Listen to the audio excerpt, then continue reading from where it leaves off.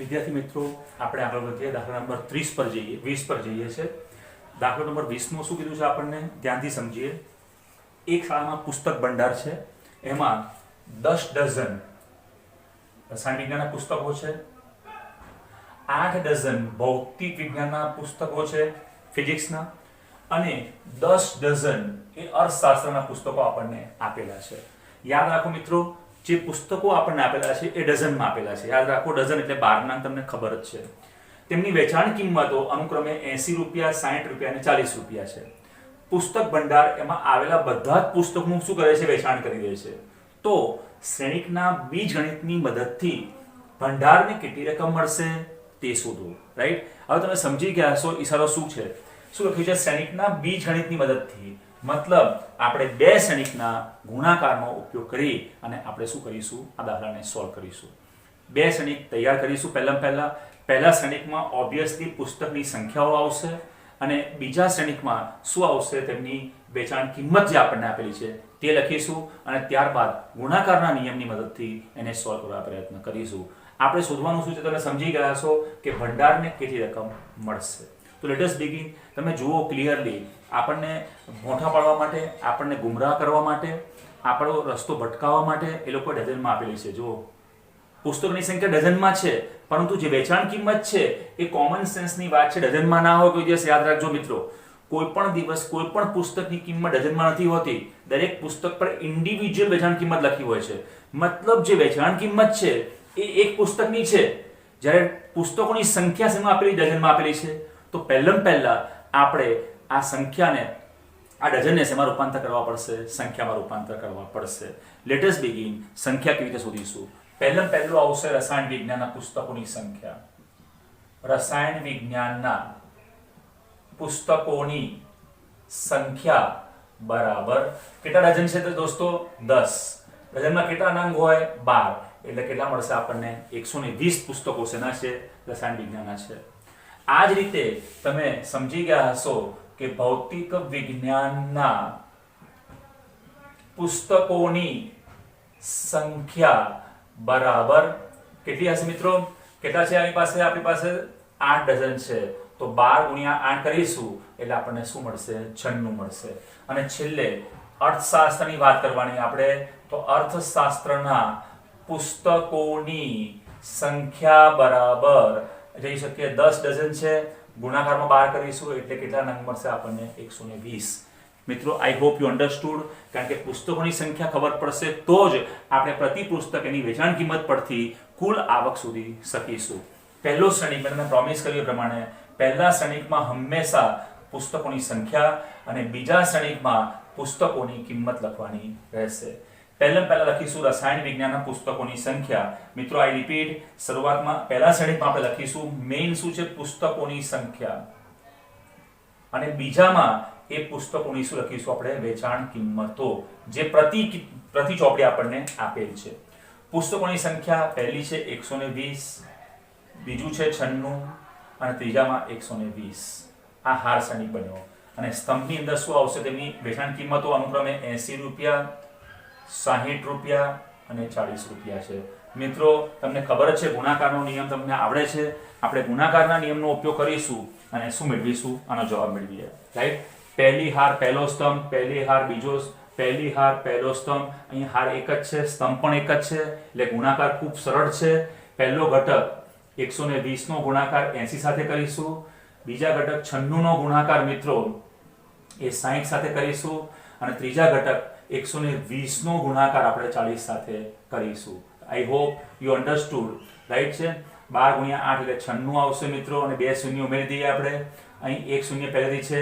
6 ગુણ્યા 6 36, ઉપર 3 મૂકીશું. 9 6 54 અને 3 એટલે 57, 5760 અને 12 ચોક 48 અને 2 મીંડા મૂકીશું એટલે 4800. રાઈટ છે મિત્રો? આ બધાનો આપણે સરવાળો કરીએ તો આપણને રકમ મળશે એ મિત્રો 20,160 મળશે. રાઈટ છે? 20,160 રૂપિયા ભંડાર મળશે. એટલે કે ભંડારને મળતી રકમ રૂપિયા 20,160 છે. આઈ હોપ યુ અન્ડરસ્ટુડ. બહુ સિમ્પલ સરળ દાખલો છે. હેવ એ નોટ અને સ્ક્રીનશોટ પાડી લો.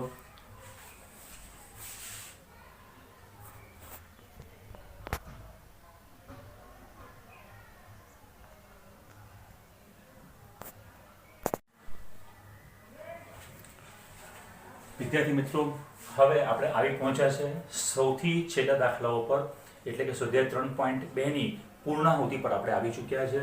સૌ પ્રથમ દાખલો આપણે જોઈશું. શું આપણને આપેલ છે? x, y, z, w અને p આ 5 શ્રેણિક આપણને આપેલ છે અને એમની કક્ષાઓ અનુક્રમે 2/n, 3/k, 2/p, n/3 અને p/k છે.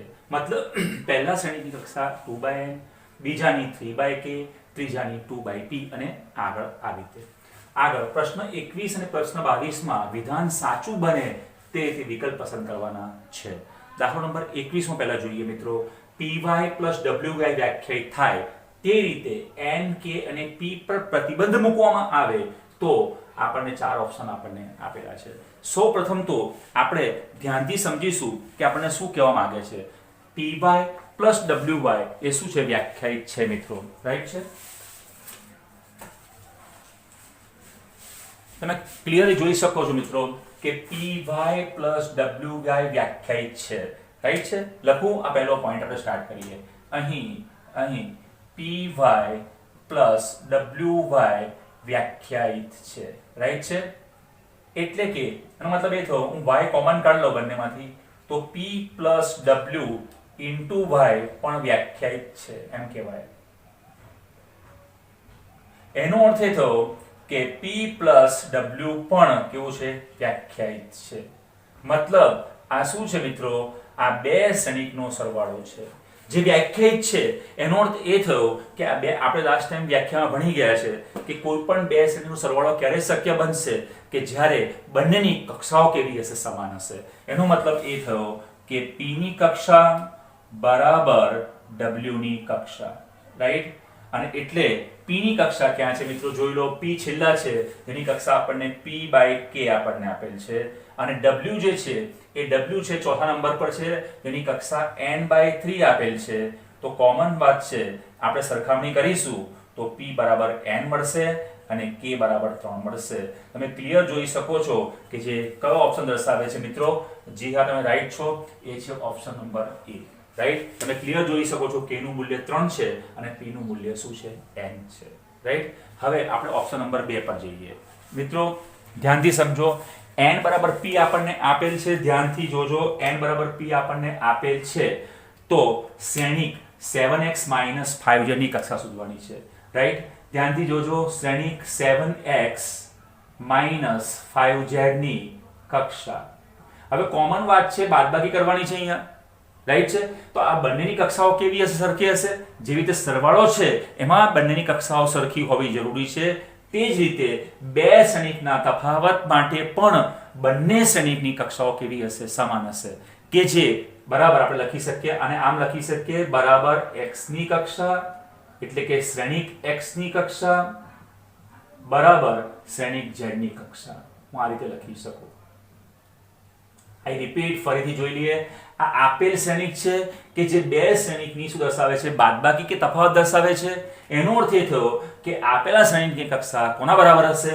પહેલા શ્રેણિક અને બીજા શ્રેણિકની કક્ષા બરાબર હશે, રાઈટ. હવે શ્રેણિક આપણને x ની કક્ષા આપેલ છે. x ની કક્ષા કેટલી છે મિત્રો? ઉપરથી તમે જોઈ શકો છો 2/n છે મિત્રો, ધ્યાનથી જોજો.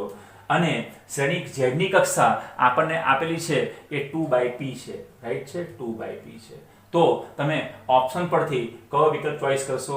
2/n, જે દર્શાવે છે b, રાઈટ છે. આ રીતે દર્શાવી શકાય.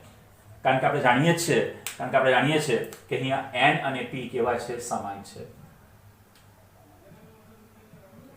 n અને p સમાન છે. તો આપણો જે ઓપ્શન છે એ 2/n અથવા તમે 2/p પણ લખી શકશો, પણ જે વિકલ્પમાં નથી આપ્યો એટલે આપણે શું લઈશું? વિકલ્પ નંબર b લઈશું. Please have a note. I hope you understood. Please તમે આ રીતે મારી ચેનલને નિહાળતા રહેજો, લાઈક અને સબસ્ક્રાઇબ કરતા રહેજો, જેથી કરીને હું આ રીતે નવા વિડીયો અપલોડ કરી શકું. Thank you so much for watching.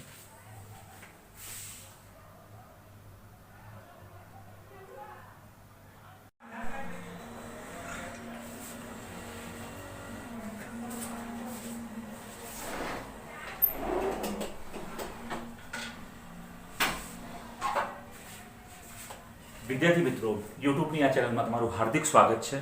આજે આપણે ઘણા મહત્વની વ્યાખ્યાઓની આપણે ચર્ચા કરીશું. એમાં પહેલા સ્થાને છે વ્યાખ્યા છે એ પરિવર્ત શ્રેણિક.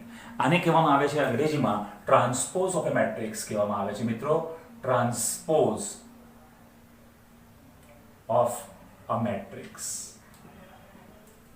નામ શું છે? પરિવર્ત શ્રેણિક. મતલબ કોમન એનો અર્થ છે કે આમાં કોઈ ફેરફાર કરવાનો છે, કોઈ પરિવર્તન કરવાનું છે. કોની અંદર? તો કે આપેલા શ્રેણિકની અંદર. મિત્રો, આ પરિવર્તન શું છે, કેવી રીતે કરી શકાય છે, એની આપણે ચર્ચા કરીશું આ વ્યાખ્યા દ્વારા. રાઈટ છે? Let us begin. વ્યાખ્યા શરૂઆત કરીએ.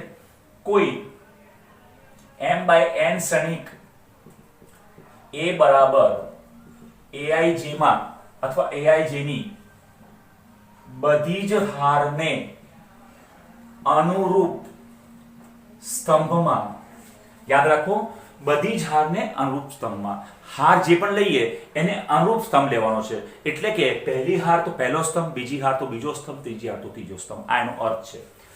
આઈ રિપીટ, કોઈ m/n શ્રેણિક a બરાબર aij ની બધી જ હારને અનુરૂપ સ્તંભમાં અને બધા જ સ્તંભને, બધા જ, મિત્રો ધ્યાનથી જોજો, બધા જ સ્તંભને તેમની અનુરૂપ હારોમાં,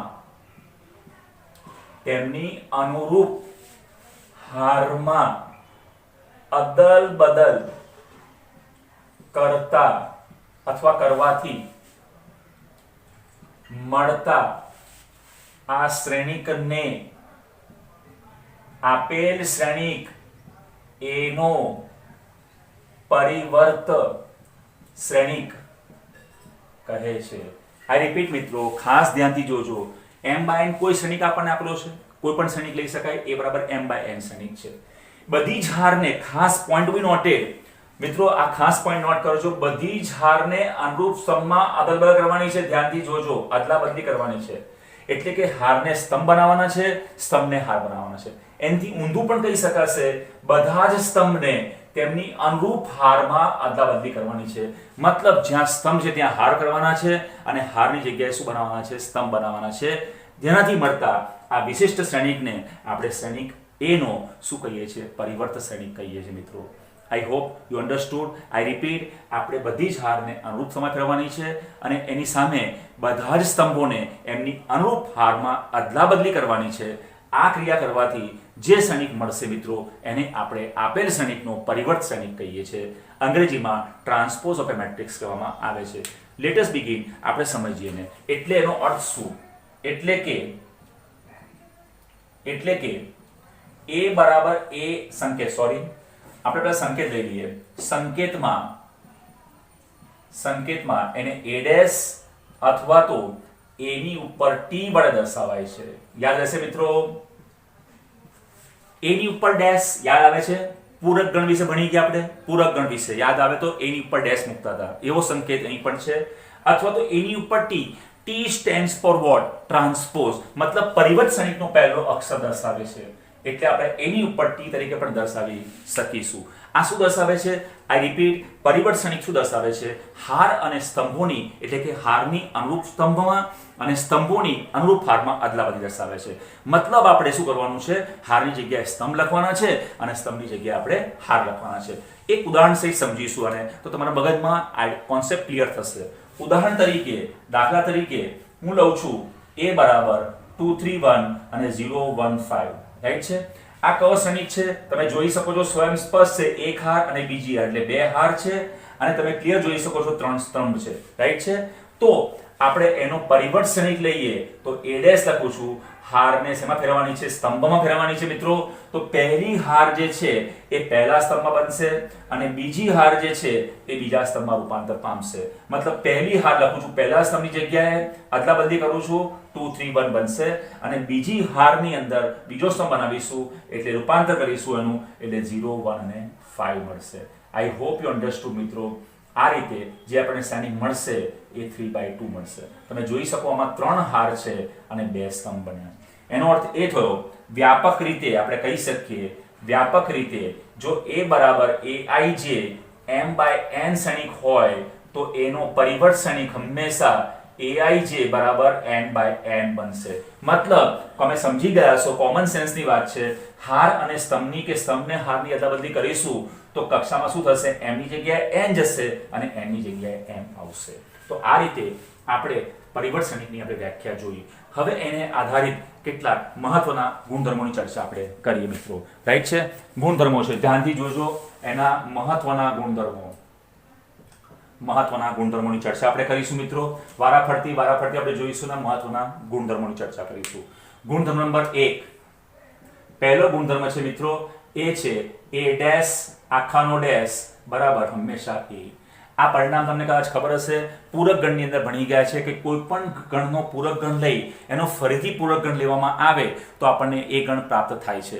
એ જ રીતે કોઈ પણ શ્રેણિકના પરિવર્ત શ્રેણિકને લેવામાં આવે અને એનો ફરી પાછો પરિવર્ત શ્રેણિક લેવામાં આવે તો આપણને ખબર જ છે શું મળશે? આપણને આપેલ એટલે મૂળભૂત શ્રેણિક પ્રાપ્ત થશે. નંબર બીજો છે મિત્રો, એ છે a પ્લસ b આખાનો ડેશ. કોઈ પણ બે શ્રેણિકના સરવાળાનો પૂરક શ્રેણિક લેવામાં આવે મિત્રો, પરિવર્ત શ્રેણિક લેવામાં આવે તો આપણને શું મળશે? એનો પણ પરિવર્ત શ્રેણિક મળશે અને b નો પણ પરિવર્ત શ્રેણિકનો શું મળશે? સરવાળો મળશે. એટલે કે a ના પરિવર્ત શ્રેણિક અને b ના પરિવર્ત શ્રેણિકનો શું મળશે? સરવાળો મળશે. કોઈ સંખ્યા આપણને આપેલી છે, કોઈ સંખ્યા k માટે આપણે જોઈ શકીએ છીએ, જો k એ આખાનો પૂરક ગણ હોય તો તમે ક્લિયરલી k ગુણ્યા a નો પૂરક ગણ લખી શકાય. કારણ કે k શું છે? એ અચળાંક છે, મતલબ એનો પરિવર્ત લઈ શકાતો નથી. એટલા માટે આપણે લખી શકીએ k ગુણ્યા a ડેશ. અને સૌથી છેલ્લું પરિણામ જે છે, a ગુણ્યા b આખાનો પરિવર્ત શ્રેણિક લેવો હોય તો આપણે b નો પરિવર્ત શ્રેણિક લેવો પડે અને a નો પરિવર્ત શ્રેણિક લેવો પડે. આ પરિણામ આપણને મળ્યા. રાઈટ છે? આઈ હોપ યુ અન્ડરસ્ટુડ.